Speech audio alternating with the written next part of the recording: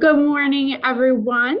Welcome to the breakout session, Community Paramedicine, Mobile Integrated Healthcare, and Telehealth. It's great to be with you today. My name is Lieutenant Commander Jenna Cope. I am a public health analyst at the Office for Advancement of Telehealth at HRSA. Again, it's great to be with you all today.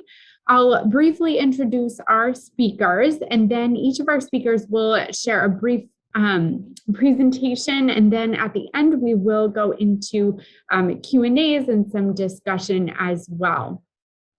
We would welcome you to ask any questions you might have by using the Q&A box in the virtual event platform if you are online.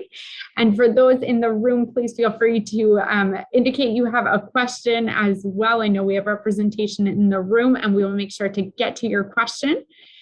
And then, unfortunately, Jared Smith, one of our presenters, is feeling under the weather, so is not able to make it today to this session. But we do have one recording of a presenter, which we are excited to share. And then we also have Dr. Selensky as well on site. So again, fantastic and phenomenal experiences of each of the speakers we'll hear from today.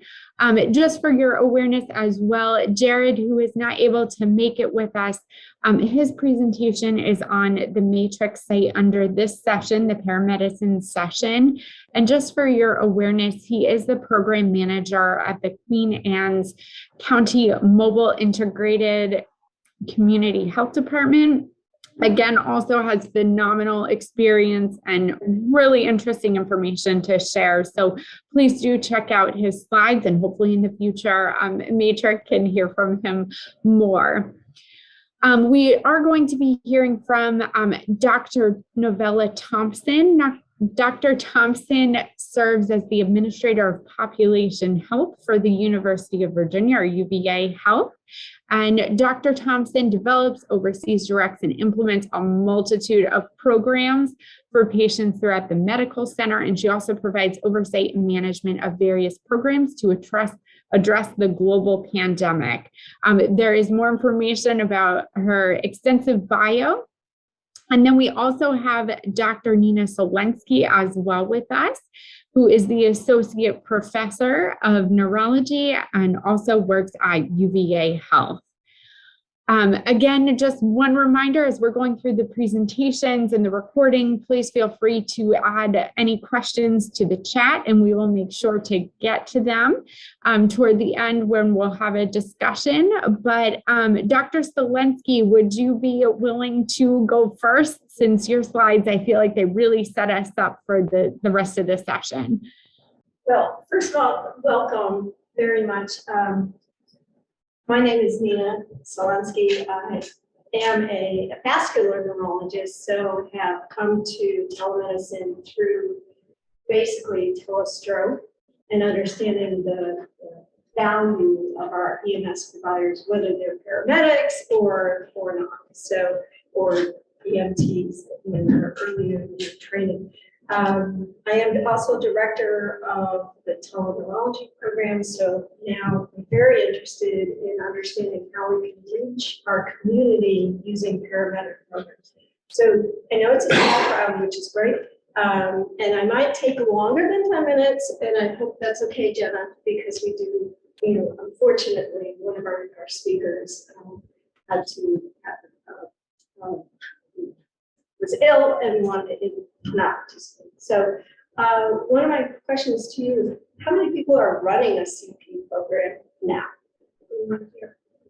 Okay, great. Maybe you can hear your insights as well. That'd be great. So the majority, maybe of you, have not actually run a program. So I am going to say with complete transparency, I am not the world's expert at this at all.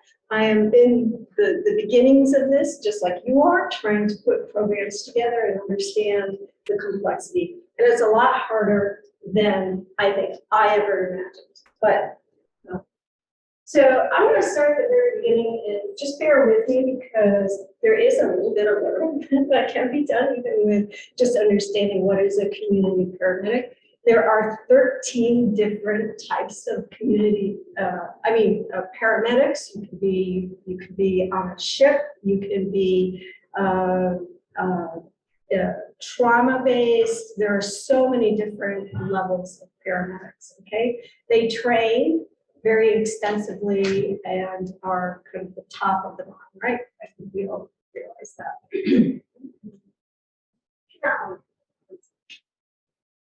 So something that I learned, and again, I want to put this into context, is that this has been around for a very long time. Since actually 1967 in Pittsburgh was one of the first programs. It wasn't really dubbed that, it wasn't this fancy name for it. It came out of a community need in Pittsburgh.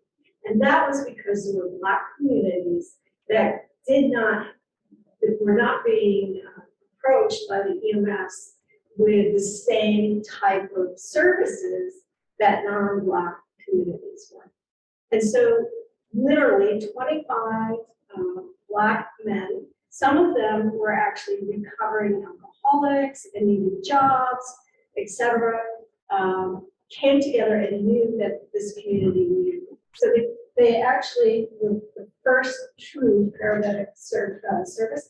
And I would really encourage you, these slides will be available, to take a look at this YouTube. They're actually doing a documentary. These are some of the gentlemen that really did a phenomenal. You know, this concept goes back, and it's because of a need, right? And I think many of us, if we're going to put a program together, we're looking at that need, and that's going to become really critical.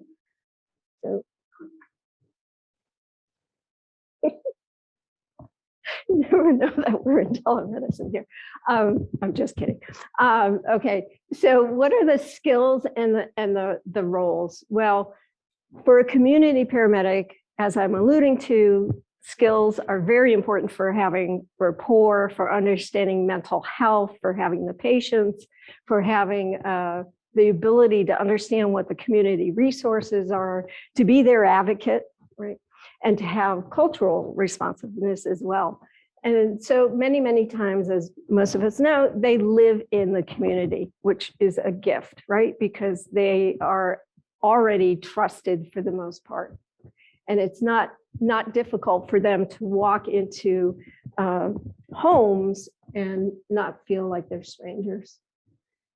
Okay, so, and what do they actually do? What are their roles? Again, I just want to make sure everyone hear me. Okay.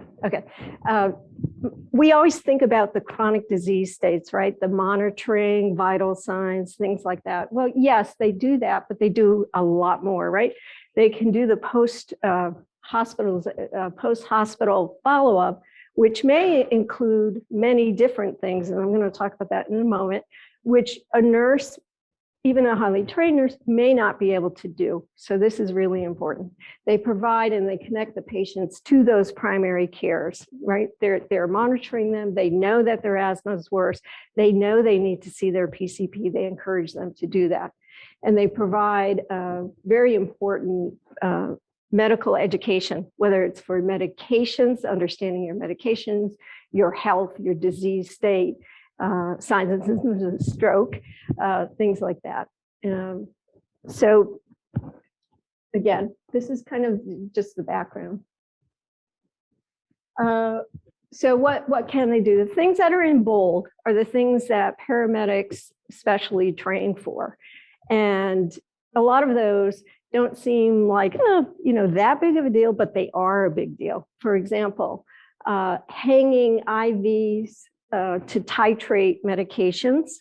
If you're an MS patient and you need steroids and you need a certain amount of steroids for a certain amount of time, they're able to do that very easily. Or sometimes there are emergencies for hypertension. There's a drug known as nicardipine that has to be titrated. You can't under titrate because you're not going to get what you need with a blood pressure control, or over titrating, which is even worse if someone were having a stroke or a TIA. So they come with a higher level of skill set. Tracheostomy, which is the tubes, the ET tubes or endotracheal tubes. They sometimes get dislodged, sometimes which is a serious thing if you're really dependent on that tube to breathe. They can replace them, they can clean them, etc. So again, the point being here is that it's not like sending home health care nursing. Okay, oops.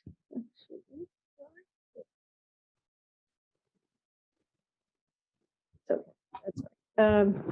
I have plenty of slides. So what does adding that element of telemedicine do? Does it do what we think it should do? Is it really worth the investment to have telemedicine there? And I would say, I'm biased, but unequivocally, yes. There are some data that's certainly pointing in that direction, and I'll talk about a little bit about the data in a moment. But it provides that immediate, rapid access to an expert, okay? And sometimes that's the difference of transfer or not, right? Because of the fact, if I've got a snake bite, I don't have the snake, I think it was a black one, I don't know. And I'm able to show the ED physician what that snake bite looks like, right? Then perhaps I know that that's just a non-venomous snake and I don't have to worry about it. So that visualization of wounds, dermatology, things like that are extremely important. Pharmacist, we have a program where the pharmacist gets online, and sometimes you don't know if the drug reaction is something serious or not. It could be swelling of the legs, I don't know, or some kind of skin reaction. The pharmacist can actually look at the patient or talk or ask the right questions and say, no, that's not a reaction. They don't need to come in. Interpreter, that's really important, or getting the social worker to come in and describe programming to the patients, things like that. And then EMR access. The paramedic may need to know, is this patient really on these 5 medicines? Because they seem to interact. Being able to call the hospital or PCP and have them tell you what their medications are is really important. Okay, so this is, sorry. Yeah, okay, yeah, I might be faster. Go back one more. Yeah, and now go forward. Okay, one more, sorry. Okay, so this is just an example of a really well-developed program that's out in Houston and has been there for a while. It's known as Ethan. Ethan was put together because, as you can imagine, in Houston, there's all these 911 calls. The vast majority are minor calls and don't need to have EMS running out to them. So the paramedics call in, and there's a physician sitting in front of this workstation, and the physician is seeing to your right, the actual map where the patient lives. And on the bottom is some information that the paramedic has put in. They can talk to the patient directly and then decide, what to do. So this particular program saved, I'm sorry, I can't remember the exact number, but a vast amount of patients did not need to be transported. And so they saved the EMS to go out to the more important calls, as well as even financially. So that was a really important thing. So why would you invest in it? I think we all know why. I mean, we want to extend our care beyond, right, our immediate area, and to do this in rural and underserved regions. However, it's not just rural, it's definitely urban as well, and suburban. So that's, unfortunately, our third speaker wasn't able to come today, but that's a great example of how it's nationally important. So right now there are 48 states that are reporting that they have CP programs, which is a lot higher than I thought for some reason. I don't know why. I thought it was less than that. But since 2009, there's been about 100-fold development. So if you're in the midst of this, then you're right there in terms of, the advancement of it. So what are the goals? We want to prevent those hospital readmissions. We know Medicare is penalizing us for readmissions, and that's probably the first need that came up, and very popular reason for starting CP programs, CHF, COPD, et cetera. You want to identify and support the folks that we call them frequent flyers, right? The folks that are calling way overutilization of the services. Doesn't mean that you ignore them, doesn't mean you don't pick them up. It just means we need a better way of being able to deal with that. And then we already talked a little bit about the chronic conditions, and keep on going. And then those that have behavioral health issues, very important, right? I mean, we've all seen patients or individuals in our communities that may be having a schizophrenic breakdown, or alcohol abuse, or a myriad of things. And not all of those need to come to the emergency room, but they need intervention. And so let's get the right intervention to them, which might be connecting with a psychiatrist at the time, or adjustment of their meds, et cetera. Okay, and then triage. We're going to talk about the ET3 program and triaging, getting those patients to the right place at the right time. We're saying that over and over. And then decreasing overall healthcare costs. There are certain programs and pilot programs that definitely have demonstrated that unequivocally, but not all programs have shown that. And that's kind of where we're at in terms of CP with telehealth assisted programming. So here's a little bit of the evidence. Now these are very big programs, very big data, and that's what we need. And I know HRSA's been trying to do this and has been doing it, trying to get the data that really tells our Medicare and our legislators that this is something to invest in.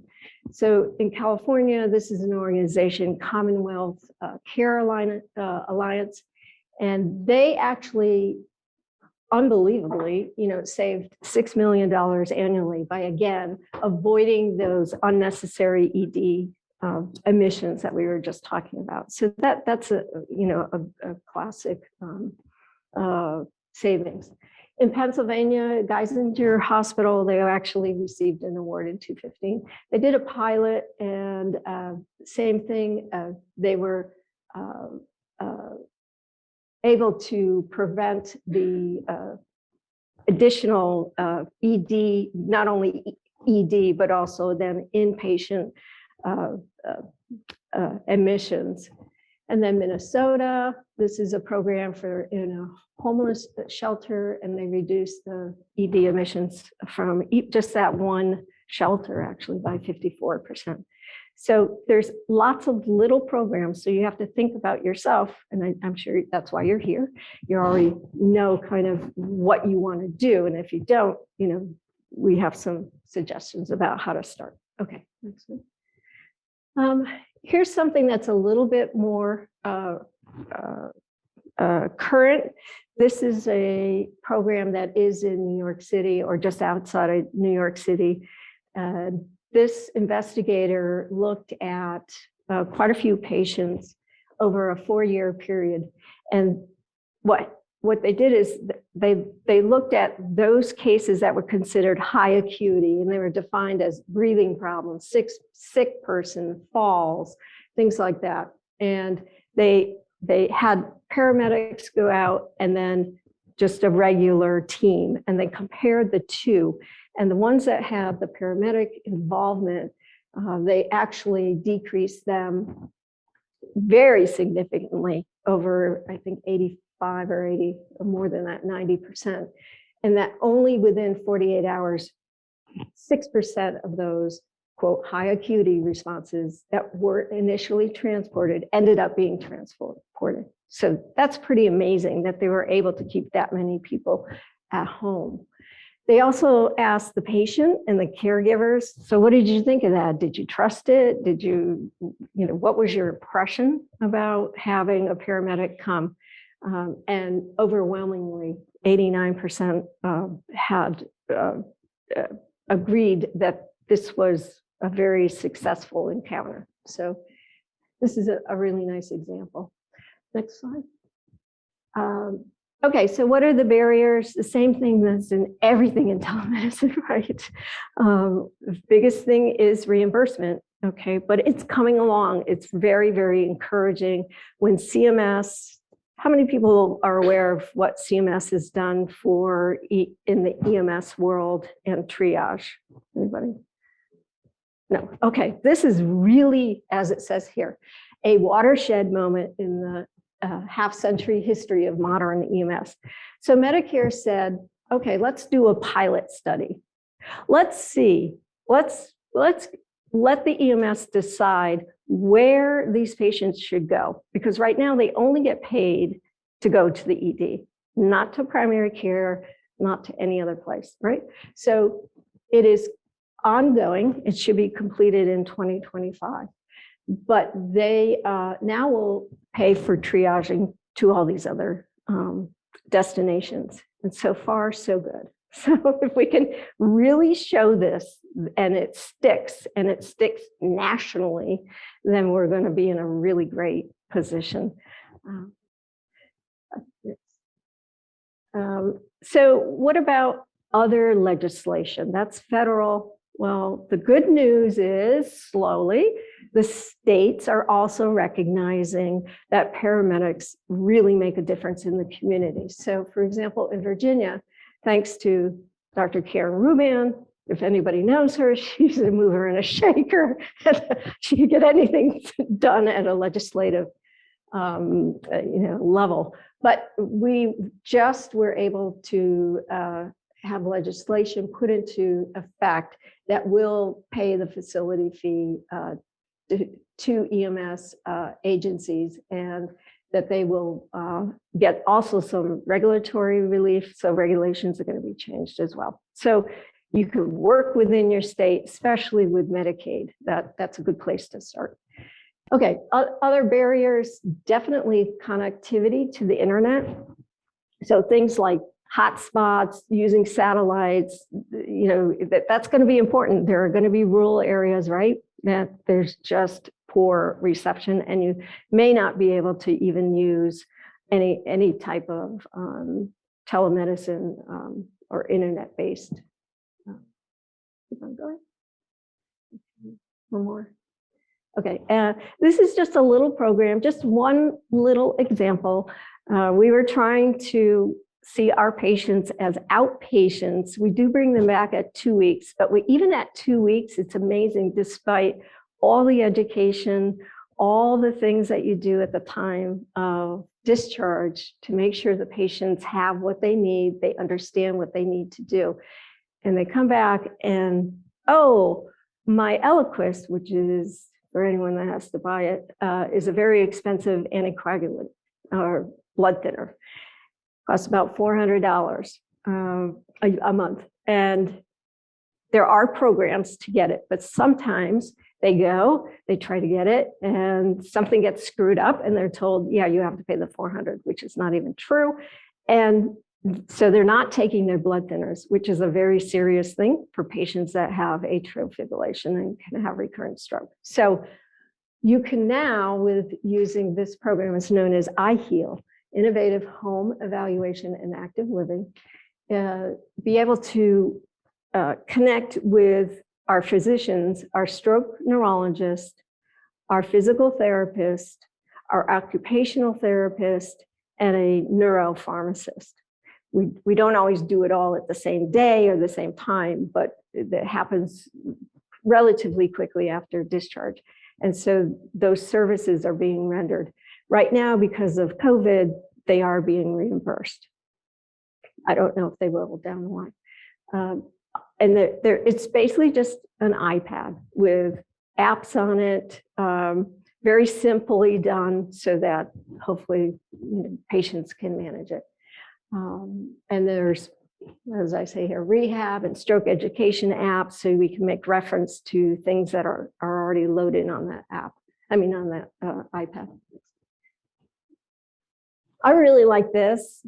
This is my colleague who put this program together. She found this pill drill, which I have no, this is maybe, I have no investments in pill drill other than I'll probably end up using it for myself soon.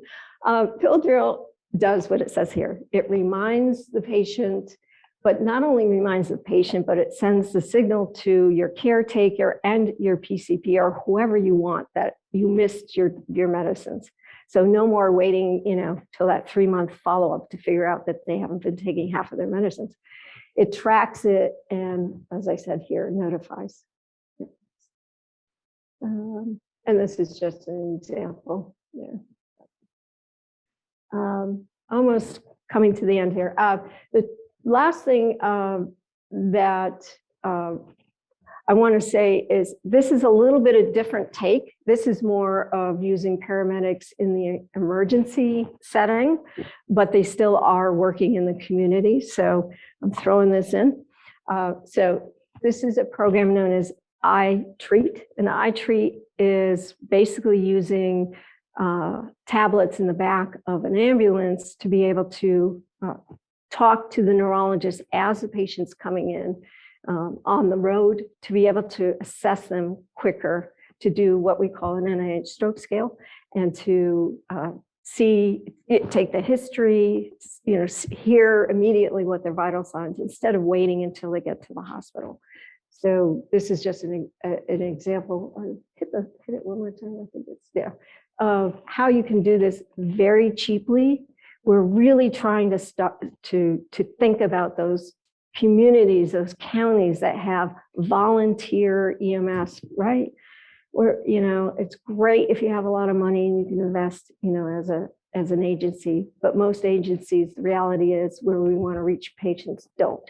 So for $3,000 to $5,000, you can outfit a rig like this. Here are the components that consist of it. And now with FirstNet, if they've actually using FirstNet, which is an open channel that strictly for EMS, they can tell you the patient's name, which is great. You don't know what it's like not to have a patient's name, so you can look them up in your EMR system, right? But now, the combination of that and things like this really get patients in a lot faster, because the faster they get in, the faster the treatment, better the outcome. Yeah. So lots and lots of references, lots of toolkits out there. Please take advantage of them. Just keep on going. I'm not going to. Oh, one more. Here's one example: the Rural Health Hub, Information Hub. Really great information. Keep on going. Here's HRSA has one. I don't know if they're going to update it or not. It came out in 2012. Oops, back one. And then the National EMS Projects of Significance. I don't know exactly who that is, but I did read through this and it's excellent. This is another one that's fairly recent. Next one. And then Minnesota has led the way in a lot of CP programs. So this is another, so many tools for you. Okay. But thank you for your attention. I know I went well over 10 minutes, but I did know that we were missing one person. So thank you, Jen. Thank you so much, Dr. Zielinski. I know we definitely do have the gift of time, so greatly appreciate it. I do just want to pause before we jump into anything. Dr. Zielinski, are you still there and able to answer a question? Yeah, of course. Okay, fantastic. Someone was asking the question, what can a community paramedic do that a home health nurse cannot? Yes. So we talked a little bit about that, and many of the nurses clearly are highly skilled, right? They can do wound care, things like that. But I think it's more about the things that are a little bit more emergent. I talked about the trachs that can get dislodged, or a patient that has bad asthma and they need nebulizer treatments. That's something they can do. So they have the authority to give certain medications. They still need a medical director that says, yes, give them this, this, and this, but they can actually, like I said, titrate blood pressure medicines. This is an IV to a certain goal, things like that, which I guess in theory you could do that, but in the heat of the moment, it really makes a difference. So a lot of it has to do with their technical skills and what they have authority to do, which is more than what an RN or CNA would be allowed to do. I hope that answers it. Yes, it does. Thank you very much. I do just want to pause. Does anyone in person have any questions before we go to a video? Hear me? Yes. Okay. I'm CEO of a community health center, and what I am perceiving, what I'm hearing is a lot of hospital connection. So I'm wondering, is there any room or any way for there to be a connection between community paramedicine and outpatient clinics that are not hospital based and focused? And if so, how? I'm struggling with, for example, if they're not our patient, or do we have to have somebody on call all the time to be able to take that? So I'm just trying to, I could see it working from a hospital perspective, but I'm struggling from an outpatient perspective. Can you help me with that? Yeah, that's a great question. So there are different models, right? So some are hospital based, some are clinic based. So it's really about establishing a partnership with the clinics. If you have a certain number of clinics that you think that a patient can be sent to from home, to partner with them, right? And then have this program, which is set up through the EMS agency. They really define it and develop it. And yes, the hospital would help, or the clinicians at the clinics that you're at would be helping set that up. Does that make sense? Or maybe didn't answer everything that you.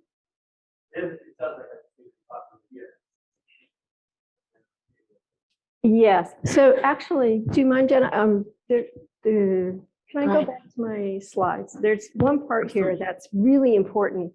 Everything really does go through the EMS agencies. It's not an individual agency. It's usually your state office of EMS. So, because there are some regulations that happen. Okay, so the very, very first thing is your needs assessment.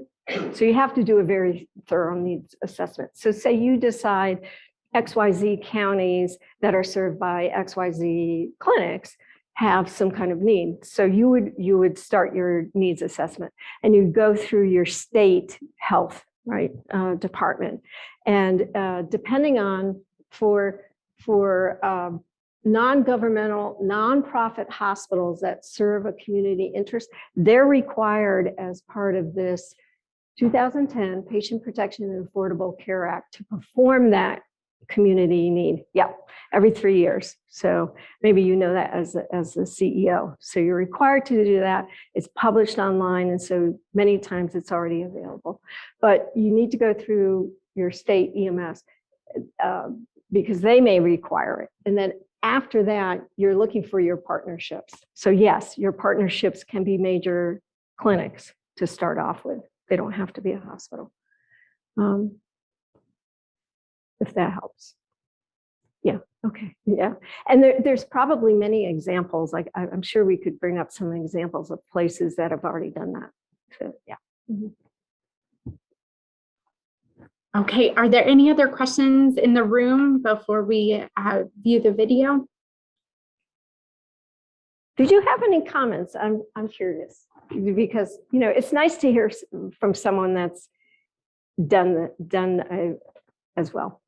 Hope you don't mind me being a little bit more forward. No, I don't mind. We're doing it in another like niche because we just launched our hospital care at home program.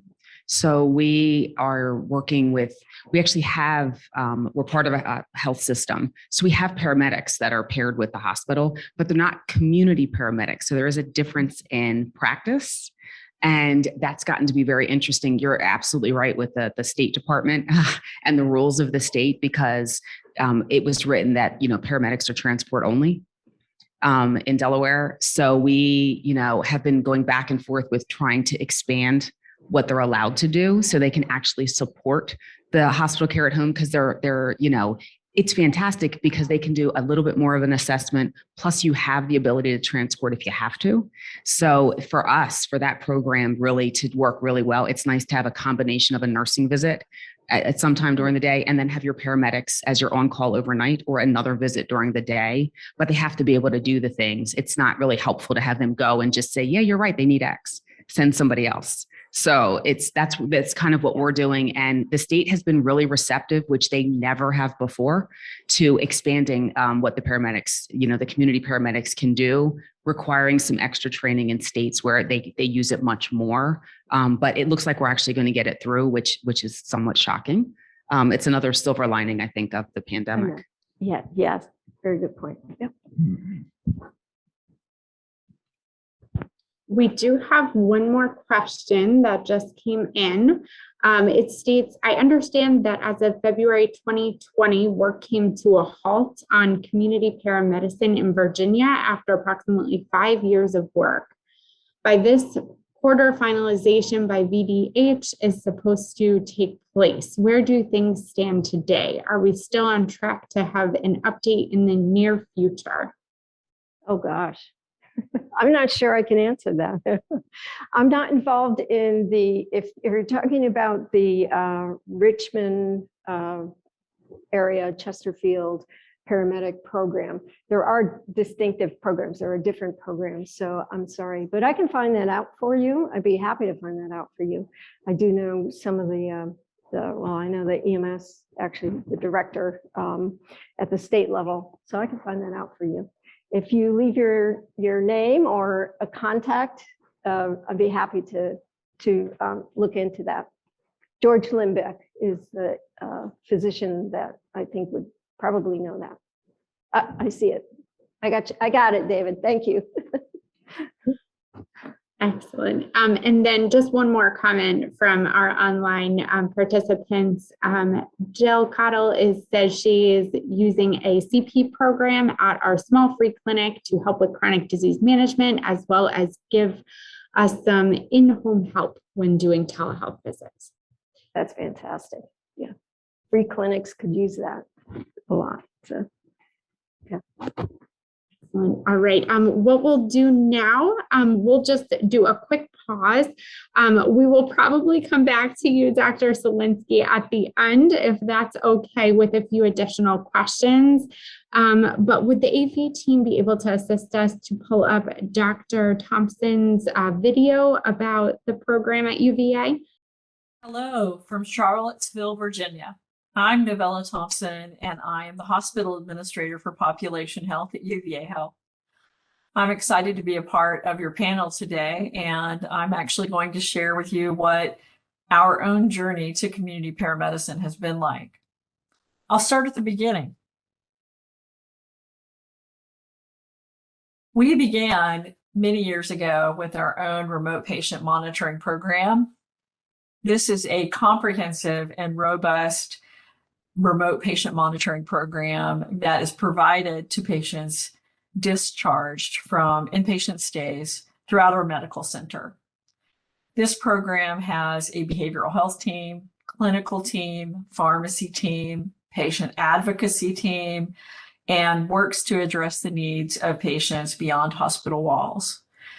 The goals for this program are to manage chronic disease care and address patient needs around SDOH, barriers to healthcare, the PHQ for behavioral health care, address health literacy, and really help teach the patient how to advocate for themselves.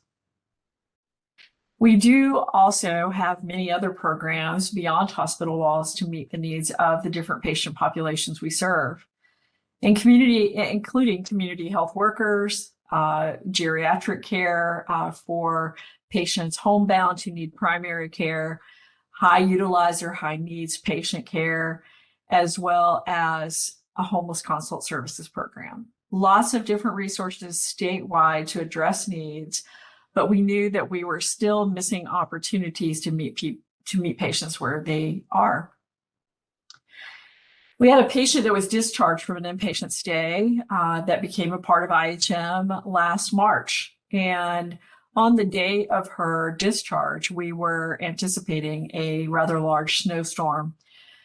We never know if it's going to be 3 feet or 3 millimeters of snow. And so the patient went home, was discharged home, 78 years old, no family, completely blind. However, did have a caregiver in the home twice a day to help her manage her needs around checking her blood sugar and providing the insulin injections she needed to manage her diabetes. So the patient got up the next morning on Thursday morning, and unbeknownst to her, we did have a rather large snowstorm, which prevented the caregiver from coming to the patient's house that day. When the patient advocate from IHM called the patient, she was distraught. She knew that she could not manage the needs of her diabetes through checking her blood sugar or providing herself with insulin because of her blindness. And it was in that moment that we knew we needed to put an intervention in place that had not been tried on for size yet, but we knew was a strong opportunity to provide an intervention that would work and manage the care of this patient in her home. That day, we sent over a team from a local rescue squad that twice was able to visit her and twice able to check her blood sugars, provide her with help doing so, as well as drawing up the insulin so that she could give herself the injection that was needed. They also stopped by the pharmacy and picked up a prescription for her because she was out of testing strips. This not only solidified what we already knew, but it was a case in point. It went above and beyond the data, above and beyond any stories, hopeful stories we could share. This was life in action. And these paramedics were able to provide care in a time where no one else could, and most definitely did prevent an ED visit or inpatient stay. More importantly, prevented anything more serious from happening to the patient. As I shared, we've been talking about this for 6 years. And this opportunity to provide the intervention of community paramedicine was a wonderful experience that solidified UVA Health's commitment to these patients, to this patient.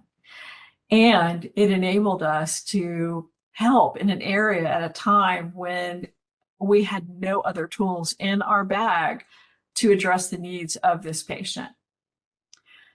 The lessons we've learned along the way, they aren't just in the development of the program, but of course, the 6 years we've been talking about it.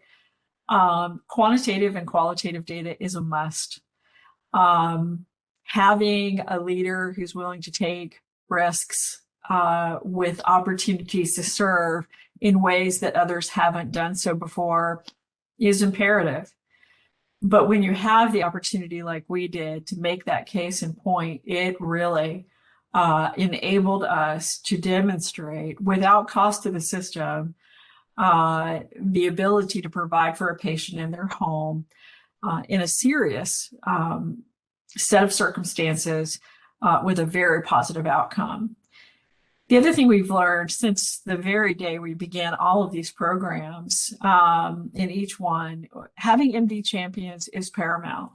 When you have leadership buy-in and you have your MD partners, whether they're from the ED, the community, inpatient, ambulatory, specialty care, they are imperative and they truly help you not only set up the best workflows, but they also help with leadership buy-in and process development as you're putting these programs together. Our community partners, we've been working with them for ages now, including the 911 call center, the local fire departments, rescue squads, our ED, and so on. And we know that there are SDOH needs that aren't being addressed. We see them in our EDs. We have those calls. We address the transport requests from the rescue squads. The goal here is to meet patients where they are, but address SDOH needs that really create barriers almost impossible to remove without a program like community paramedicine.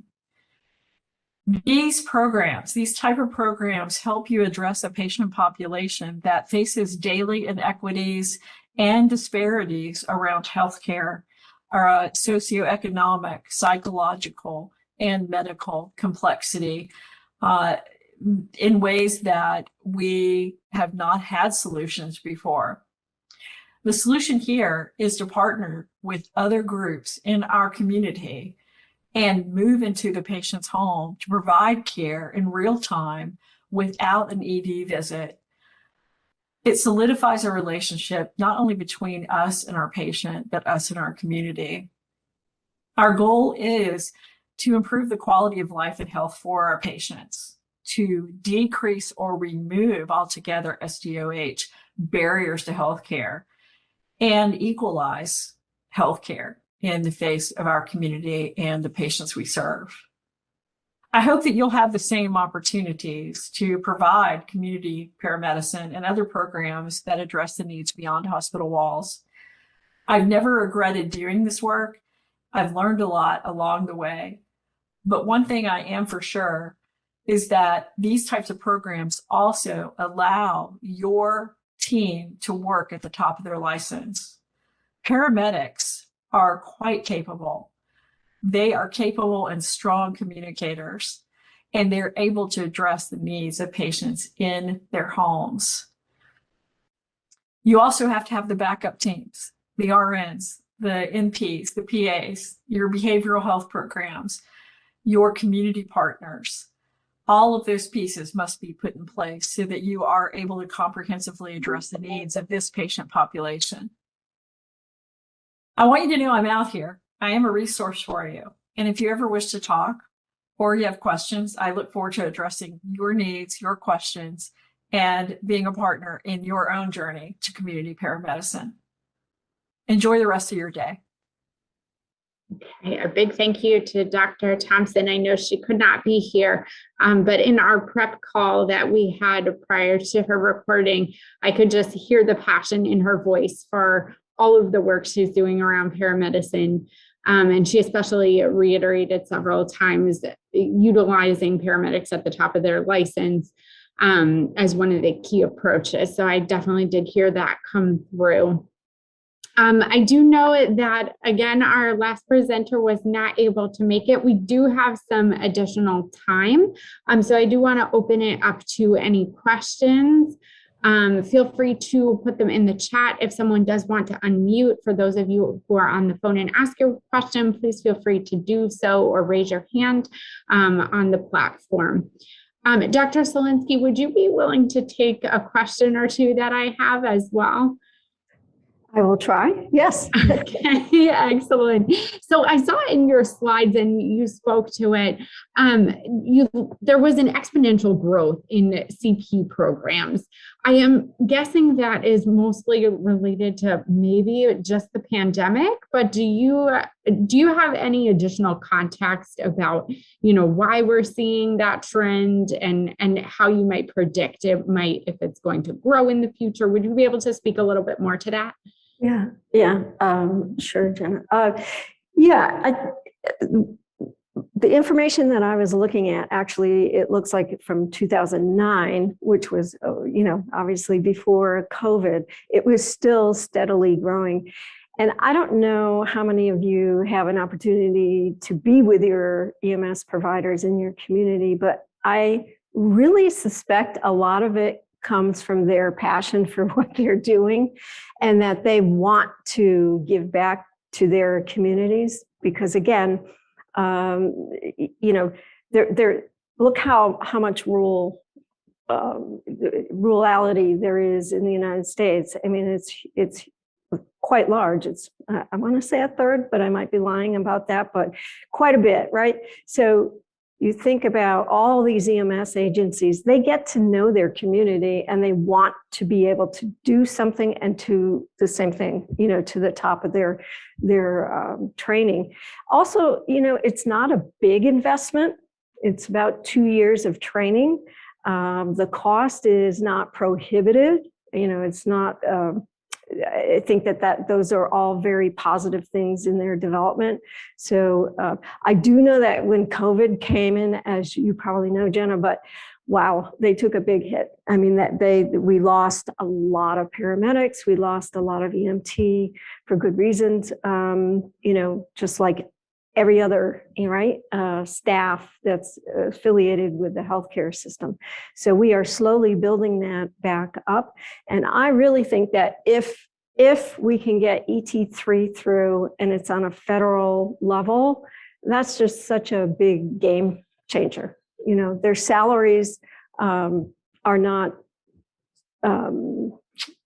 they're not incredibly high salaries, but just knowing that the EMS agency is going to get paid for it means that they in turn can increase their salaries. So that there's a nice domino effect from that. So and I'm speculating, I don't know the actual, but.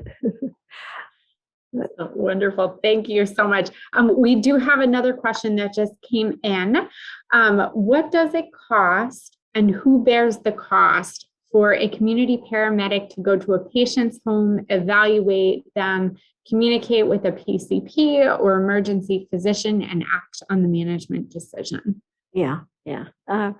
Normally, these costs are through the EMS agency.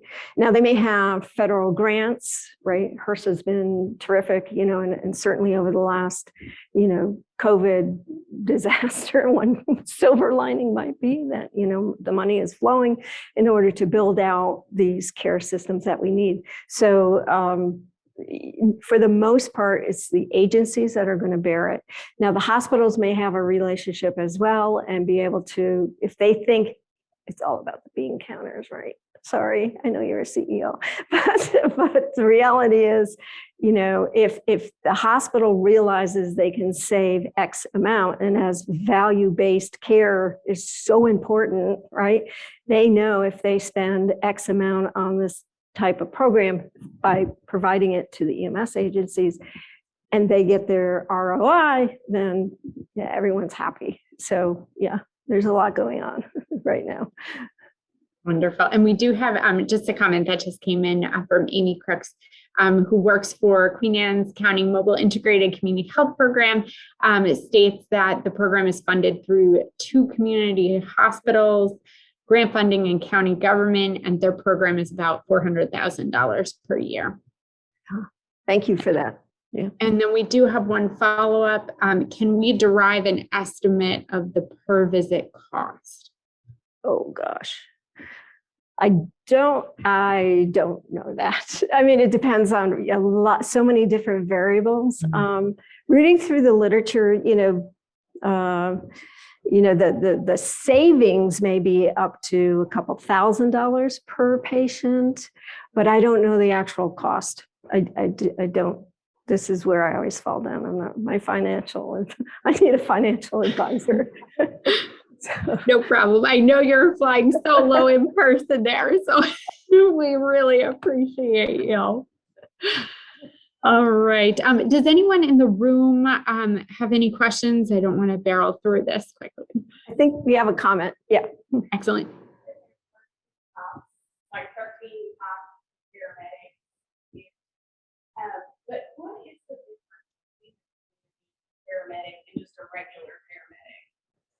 Yeah, that's a great question.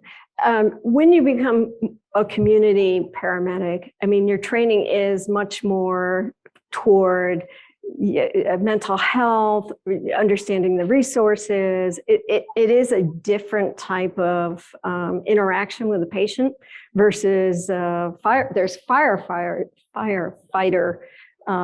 paramedics, and of course, it's tailored to whatever population you're going to be serving. So there is definitely tailoring to that encounter. Yeah, it's a good question though. I was surprised there were so many, to be honest with you. I've been using paramedic, just throwing that word out, right? Like all. Paramedic first responder. You just kind of hear that as a blanket term. Yeah. Excellent. I'm just going to pause here. Does anyone on the online portion, does anyone want to unmute themselves and ask a question?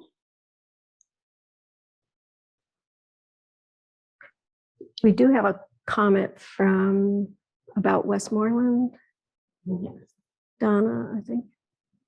It's like they are budgeting approximately $200,000 to start up the program and planning to assess the savings to Sheriff's Department and Emergent EMS and save time, save visits, save transports. We hope to assess per visit costs.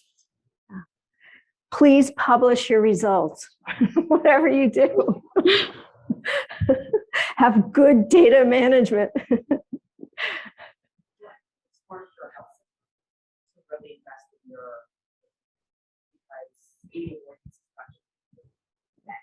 Really throw out, you convert your EMT, EMS, transport only team to, I'm sorry, I got a big mouth here. Sorry. If you can convert that group to community paramedics, I think it really helps you with your ED diversion kind of planning, and it becomes worth the investment. We're actually hiring, it's interesting, we're hiring paramedics away from our parent hospital to the hospital care at home program, so we can make them community paramedics, so we can do the extra training, provide, so that they can help us with that niche. But I foresee more hospitals will just go to the community paramedic staffing model if they can, to kind of really help avoid the ED altogether. Yeah, exactly. And be able to incentivize them for doing that training as well. Exactly. And I'm sure all your EDs, if you work in any kind of ED setting or in your hospitals, the burnout is just terrible, right? And it ebbs and flows. And now we're on maybe another wave of COVID. And it's not just COVID, it's all that stuff that got, backed up, all the care that didn't happen in a timely manner. And the patients are coming in with really, I know in my stroke service, I mean, it's not just about stroke, it's about the diabetes with something called hemoglobin A1Cs of 12s that are really out of control, and the kidney disease, almost dialysis that could have been avoided, So yeah, it's a crunch time. So I think it makes sense to go in that direction, especially right now. Yeah. Excellent. I do have one additional question in terms of, I know you mentioned research prior to, do you see any or recommend any specific data or measures to capture, and any recommendations on the data and measurement front?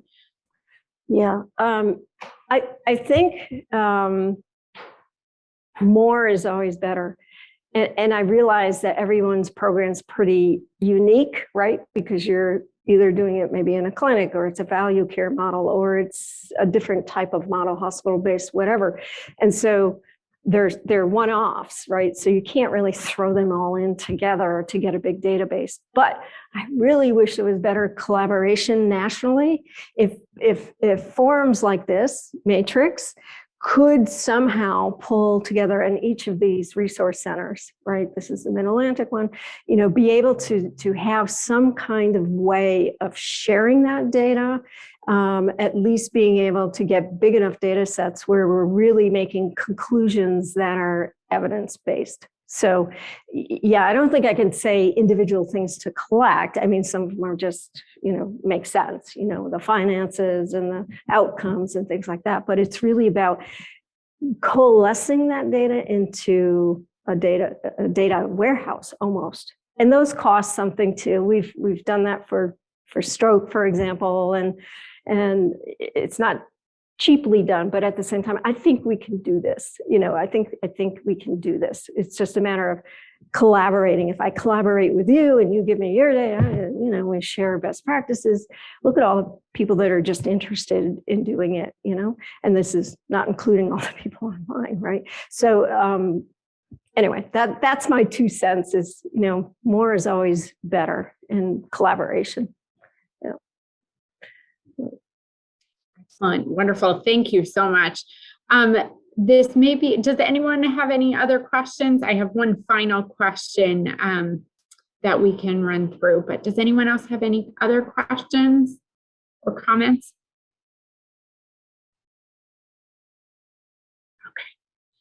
All right, in terms of just to wrap us up for a final question, Dr. Selensky, do you have any, I know we've been talking a little bit about the movement of and where, how far CP is, paramedicine, it has come. Do you have any, I guess, unofficial predictions or insight on the future of paramedics and telehealth, CP programs? Do you have any future predictions? Oh, yeah. Yes, I do. That's because I'm getting older and I keep on looking back at the generations behind me. And we know that AI, right, is moving forward. I don't personally see that as something that's frightening. You know what? If my radiologist can read my breast cancer fast or the AI assisted better, great. And it's not like you're taking the human element out of it. You never do. Guess who has to put in the program to look for those things? And anyway, so I welcome those with proper regulation and proper, oversight. So that's one thing. I do think that using tools in the home is going to be very important. We developed for stroke. I was just frustrated because when you're in the emergency room and you're trying to give thrombolytics and you need to get going and you need to not waste a minute of time, 1.9 million neurons die every minute, right? So it's a big deal. So when you're doing visual field testing, you have to stand in front of the patient and flip some fingers up and they have to count them while looking straight ahead for peripheral vision. The nurse has to do that or someone at the bedside. Most of them, you're talking about a small community hospital, if they only see 30 strokes in a year, they're not going to know how to do that, and it has to be done correctly. So I gave up. I don't even do it anymore because I said to myself, I'm going to do technology. We got to figure this out. So I went to my biomedical folks and I found the smartest man who could think. I had the idea and he moved it forward. And basically what it is glasses with LED lights on the outside and the inside. You put the glasses on quickly. They have snap off little thingies. So it's not a big deal. And then remotely on my computer, I'm hitting different buttons and lighting different lights and they're either pointing to it or nodding. As long as they can respond. Demented patient, it's not going to work, but it's hard to do that anyway in an ED setting. So things like that, it's there. It's just that we kind of got lazy. We kind of said, okay, telemedicine's here. We have these carts, they're great. Okay, we'll make a few peripherals, listen to hearts. Well, let's move it forward for every discipline. And so paramedics, the same thing. Let's give them the tools in the home to do even more. So that's my prediction. It's my wish, I guess.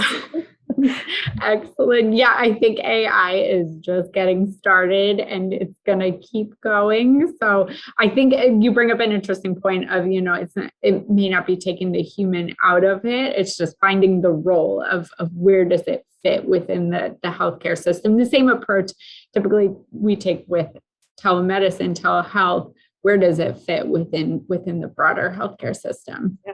Actually, and there are apps already. I don't know how vetted they are now. Some of them are commercial, and no offense to any commercial, but where you can, as a consumer, have an app and am I having a stroke? Literally.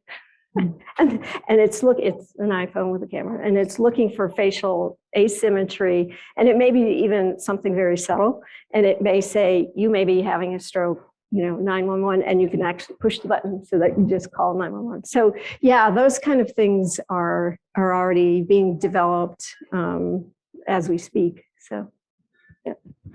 Excellent. All right.